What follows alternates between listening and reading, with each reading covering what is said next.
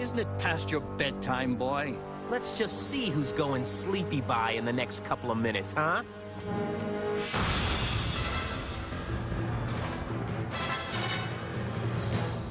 Robin brings a certain child appeal to the Batman universe. A lot of times kids really look for a stronger heroic role model to identify with, and they fantasize, not so much could I be that character, but could I work with him? What we've got here is a variation on the ancient Chinese puzzle box. Can you solve it? You kidding? You're looking at the guy who solved the Baxter's box puzzle in 37 seconds. Back in the day, when they first created Robin for the comics, the idea was supposed to be a point of view character for the kid audience. You know, theoretically, the idea was that, you know, kids could read the comic and know that they couldn't actually be Batman, but they could be Robin. You know, so they could, like, envision themselves having adventures with Batman. Thanks for saving my bacon, Robin. Hey, no problemo, Batman. They love the idea that they could be standing side by side with Batman, riding in the Batmobile, fighting the Joker and the Penguin and all the bizarre villains. We initially kind of used him off and on. He would appear in some episodes, and other episodes he didn't, just where it seemed to make a lot of sense. Why can't I go with you? What's the deal? I'm working alone tonight. People expected to see Robin. He's part of the Batman world, and you can't go too long in there without wondering, you know, where is he? You know, what's he doing? What take do they have on Robin this time? Robin was there in several of the first scripts. We just didn't put him up front. Listen, it'll only take a minute to get into my costume. Not this time, Dick. But Robin does have a really good origin story, so we felt that was a really good, you know, springboard for an episode. I think, you know, Robin's Reckoning was the opportunity to present the character and give him some backbone for our series. Bruce Wayne saw Robin orphaned as a child in the circus. He immediately identified with what he had gone through himself when he saw his own parents murdered. I think he also saw in him, you know, a child at the crossroads who needed someone. For however long it takes, you have a home with us. The relationship with Dick Grayson was kind of one as a foster parent. So just as Alfred was kind of the father figure to him growing up, he was the father figure to Dick Grayson.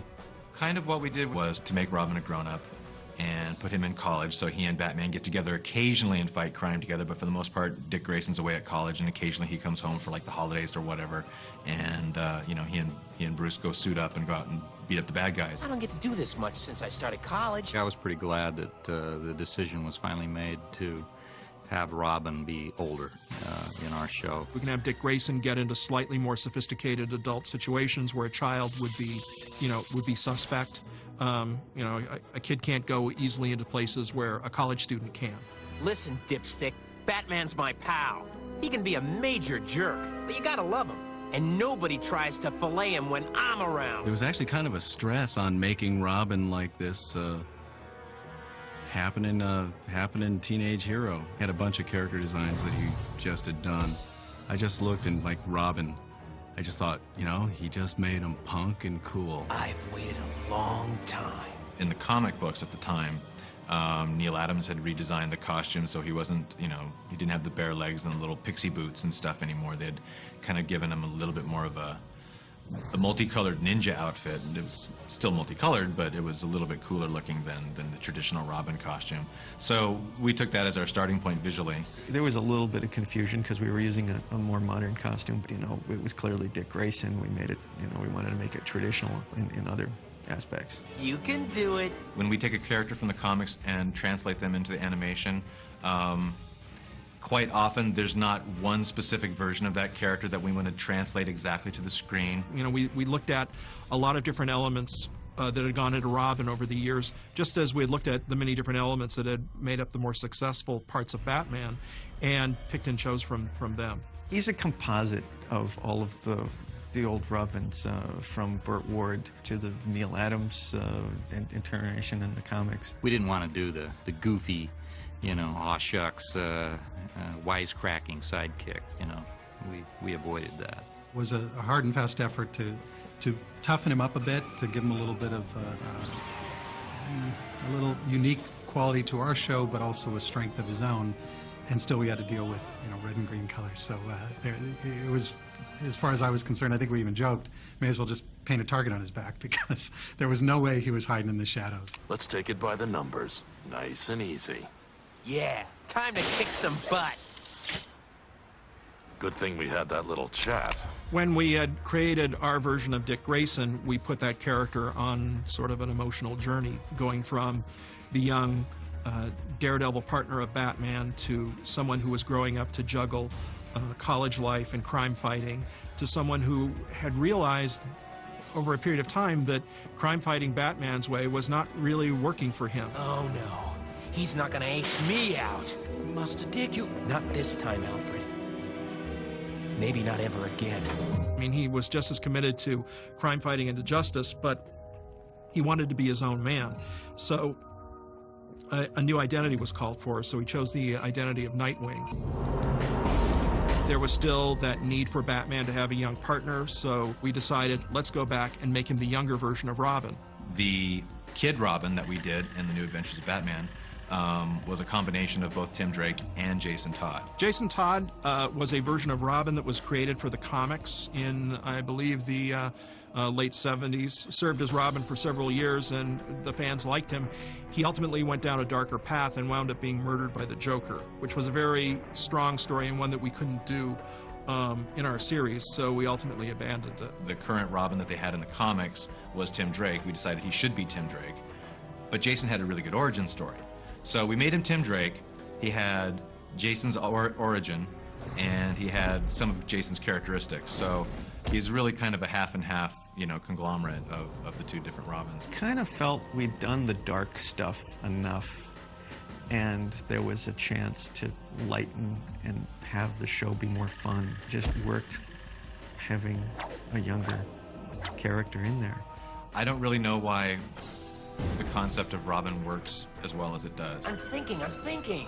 Except for the fact that it gives Batman somebody to constantly be, you know, bouncing dialogue off of. You sure about this extortion ring? Uh-huh. It's been 4 hours. Uh-huh. You still think they'll show? Uh-huh. Lucky for me, you're such a good conversationalist. Robin is necessary in that he yanks Batman back from the abyss. It served its purpose to have, to humanize Batman a little bit more. And that was the goal. Robin did that well. Robin just, by the nature of his personality, kind of prevents him from being quite as dark a person. I love that trick, but I can never make it work. Bruce Wayne is so totally close to the darkness, he'll always have that in him. Robin, however, has in him other qualities, which his association with Batman really brought out. He's a bit of a more optimistic character. I also think he's a bit more of a leader, as his career went on to prove.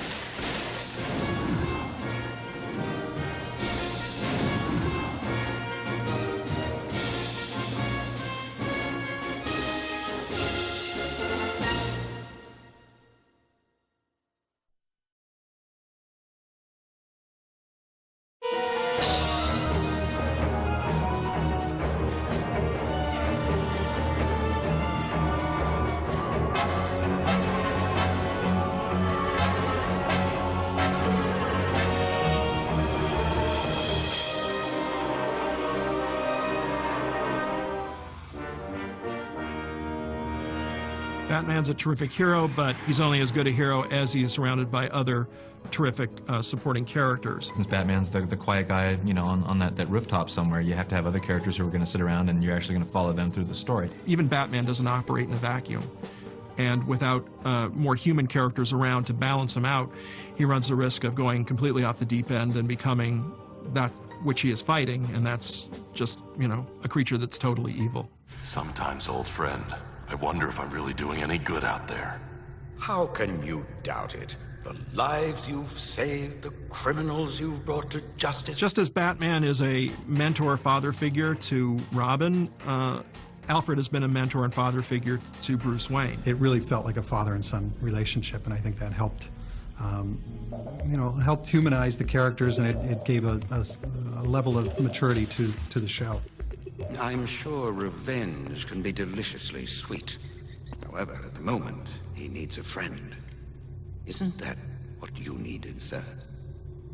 Alfred recognized in Bruce this thirst for vengeance and knew that without a guiding hand, Bruce Wayne could become as evil as the creatures he was fighting. Alfred was that voice of reason that tried to coax him along and tried to help him to move beyond his tragedy.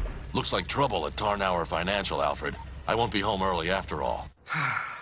Please don't take this the wrong way, sir, but your goose is cooked. He was always great for lightening Batman's dark, brooding mood, you know. He could just say some quip or something as Batman's getting ready to jump in the car and go off for the night, you know. And it was just refreshing to have that dry wit. Ephraim brings that kind of grandfatherly warmth to the character. I mean, he was, you know, stiff upper lip and British and all that, but deep down inside you could tell he was just, you know, full of heart. And, you know, again, that's all praise to Ephraim for that.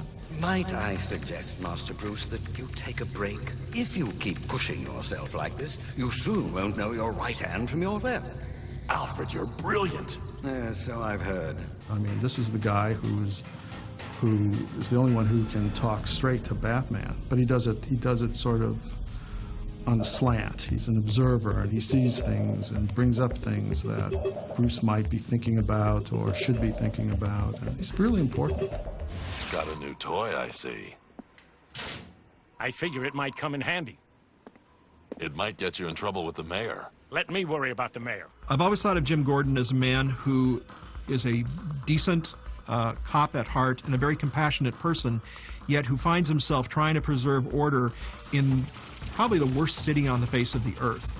And yet he has to follow certain rules and regulations, and the only way to preserve order in the city is to break those rules. Tell Bullock he should add more guards, just to be safe. Is there anything you don't know about? I only assigned that detail a couple of hours ago. One of these days, I'm gonna nail his feet to the ground. Commissioner Gordon was kind of like the Frank Miller Batman, Return of the Dark Knight, like really gave the guy like major competence. Like the guy was like a really competent cop. And I think that's pretty much what Bob Hastings, you know, his voice really embodied that, you know, very mature, very fatherly voice. The bust went down okay? Yes. Get some rest now. Gotta keep fighting, never stop. Maybe if I'd been younger, could have been like you. Always wanted to be a hero. You are a hero, Jim. Commissioner Gordon often would appreciate the fact that Batman was there because, you know, the crimes were always so huge and the villains so, you know, maniacal that there was no way Commissioner Gordon and his band of police were going to do much about it. So the fact that Batman was there was a relief, and at the same time it caused problems because almost by nature, the fact that he existed, you know, the villains were going to be there, and it just caused problems for Commissioner Gordon. Hey, where you going? This ain't over yet, outlaw! You hear me? You're going down for this! I ain't talking law! I'm talking you and me! There was a character in the comics, Harvey Bullock, the kind of slobby detective character who'd been in the comics for about 10 years or so at the point that we did the show. We knew he would be a great foil for Commissioner Gordon, so we decided we'd draft him into our animated version. There was no sign of forced entry here, you know, so I'm figuring somebody must unlock the cages and look the other way. We didn't want to make Bullock really a dirty cop, so we made him kind of a soiled cop, but not completely dirty. There is a small spark of goodness in the guy. Nobody's sneaking in here tonight. If I got in this easily, so will the Joker. Hey, this is police business. Haul your bat butt out of here. He really does believe that preserving the law is a cop's job, which leads him into conflict with Batman on numerous occasions. Like, what do we need the weirdo in the cape for when, you know, guys like me are out busting their butt to keep the streets clean?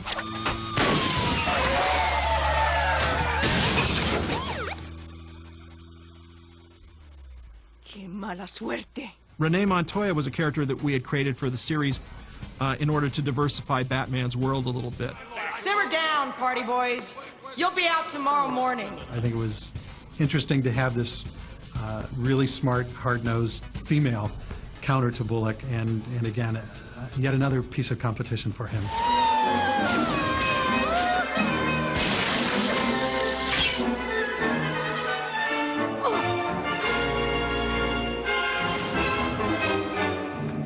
I thought I told you to take the day off. Leslie Tompkins is sort of the angel of mercy in Bruce Wayne's world. She was a friend of Bruce's parents, and she was there for Bruce the night that his parents were murdered.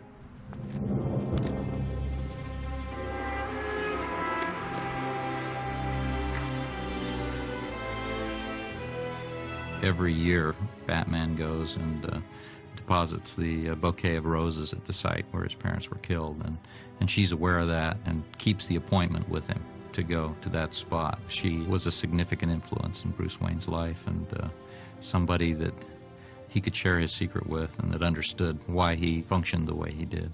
Just a minor concussion, probably from the fall. Here, take one of these every 4 hours. Though why I ever bother is beyond me. You never follow my instructions. She's the closest thing Bruce Wayne will have to a motherly influence in his life. She knows that Bruce is Batman, and she knows that he has shouldered this burden to protect the city when Batman gets really hurt. The guy can't usually go to a hospital, so thank goodness Leslie Tompkins is there, and she can administer some aid and comfort. Catwoman, it's me. Batman? You're hot. Now you notice. I always think of Catwoman as the ultimate temptation in Batman's world. If anybody comes close enough to both Batman and Bruce Wayne as someone who could figure out both sides of his personality, it's Selina Kyle. Yet, she's a little too far into the darkness for him to completely embrace her. It's like there's a fine line between them, and they're both standing on either side, and they're kind of waving to each other, but she can't go totally into his world, and he knows if he goes completely into hers, he could never come back. If you ever don your Catwoman costume again to violate the law, I'll not only revoke probation, I'll throw the book at you. Batman's world is very black and white, and Catwoman clearly represents the gray. Clearly, she sees a greater good in the world, and sometimes you need to step into the gray to get to that. Well, I'd like to think our relationship isn't just restricted to saving each other from freaks and weirdos, and that maybe we'd have a place for each other without Gotham, without the freaks, maybe without masks. There's always a great temptation there. There's always a lot of wistfulness between the two of them. There's always a lot of longing and wondering what if it could happen. And they've been close, very close. But part of the curse of being Batman is that, whereas she is probably the perfect woman for him, she will always be just forever out of reach.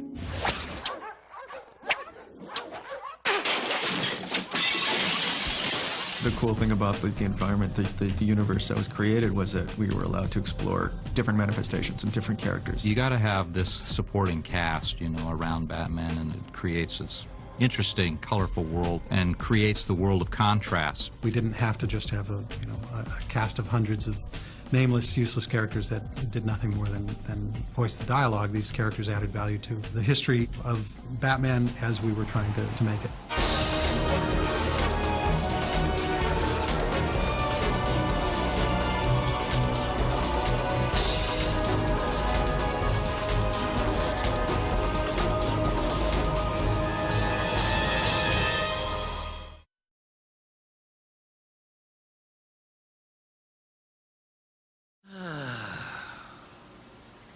Well, that was fun.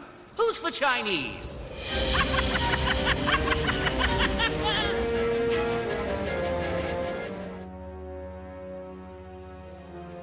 I always thought you dubbed in your voice to match the actions of the drawn character, but not so. The voice becomes the structure of the performance, and the animator matches his drawings and sound and everything like that to that performance. You know the rules. There are times when I can't explain my actions even to you. Hey, that line worked great in 6th grade, but in case you hadn't noticed. We'll discuss this later. We record ensemble, which means all the actors are in the room, ideally, at the same time, so that they can not only act, but they can react, which is a big part of acting. It makes their editing process a lot more complicated, I'm sure, but it gives the performances that feeling of a real dramatic interaction. Half of me wants to strangle you. And what does the other half want? To hit you with a truck. We used to date. I liken it most to the old radio shows, where all the actors are standing in front of their microphones with the music stand, and they've got their scripts. And that, of course, is one of the joys of voice acting, is you don't ever have to memorize a line of dialogue. Your script is right there in front of you. My word. You can't turn to deliver a line because then you're off mic. So we're just totally dependent upon ears. Thanks for coming after me. I owed you. Well, I'd like to think our relationship isn't just restricted to saving each other from freaks and weirdos. Kevin Conroy, who played Batman, and I were probably never facing each other whenever we worked because all of the actors were seated in a straight line facing the engineering booth. Maybe we'd have a place for each other without Gotham, without the freaks, maybe without masks. Maybe. They used to kid me because I was the only one who would stand up. Yes, well, this is all tremendously boring. They had these little, you know, those separators that you see, like, for musicians, so your sound doesn't bleed into other people's mics. And everybody's sitting down at their little music stand, and I just thought to energize the character, to shake my fist, and I felt I've got to stand up. What do you think we can do about that? Joke! Very often I'll hear Bruce Timm over my shoulder. He's usually sitting behind me. I'll hear him say to the guys who are drawing the character design or whatever, doing the storyboard, watch what that actor's doing, because I want you to draw that in the storyboard. Sometimes you don't even know, where you are. You don't know what the visual is around you. I mean, Andrea Romano, our director, would be sitting in the booth saying, okay, you're running over the top of a roof, you jump, you land 20 feet, you turn, you see him on your left-hand side, you grab the golden statue and take off, and the three villains come in, and grab you. And then we'd start doing the dialogue. I love voiceover animation because people can't see you. You make these choices that you would never do if you were doing a live-action role. See, Batsy, I think of everything.